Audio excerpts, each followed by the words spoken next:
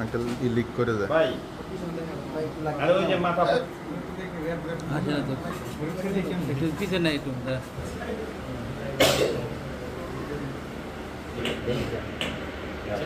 না না সামনে টাকা না না সৈন্য বলে ওই যে ডাকাতি করছিল 25 লাখ সেনাবাহিনীর একজন আছে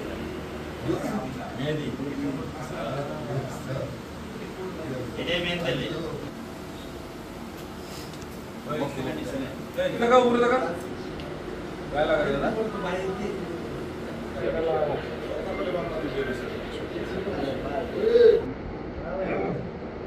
ভাই ল্যাপ কত ভাই যে বাইরে এটা স্টেজ ছবি নিয়ে দেখেন একটা স্টেজ ছবি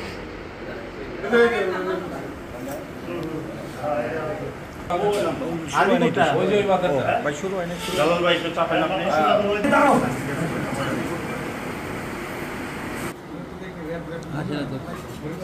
একটু পিছনে একটু লং ডাক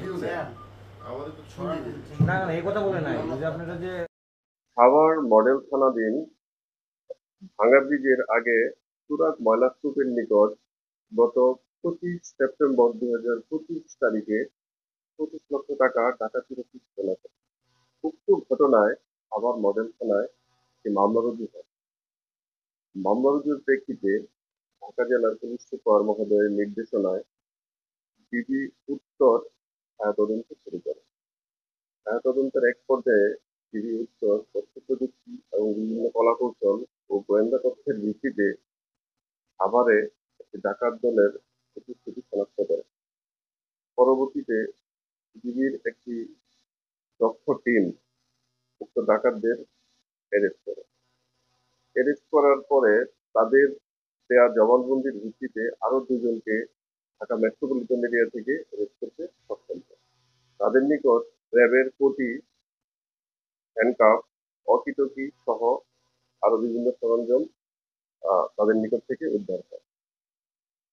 আহ, এ- ডাকাতিকৃত 25 লক্ষ টাকার মধ্যে 5 লক্ষ টাকা উদ্ধার হয় এবং বাকি টাকা উদ্ধারের প্রক্রিয়া চলমান রয়েছে। গ্রেপ্তারকৃত ডাকাতদের বিরুদ্ধে বিভিন্ন থানায় একাধিক মামলা রয়েছে। 7 দিনের রিমান্ডের আবেদন করব এবং এই ডাকাত দলের নেতৃত্বে ছিলেন শহীদুল নামে এক ডাকাত।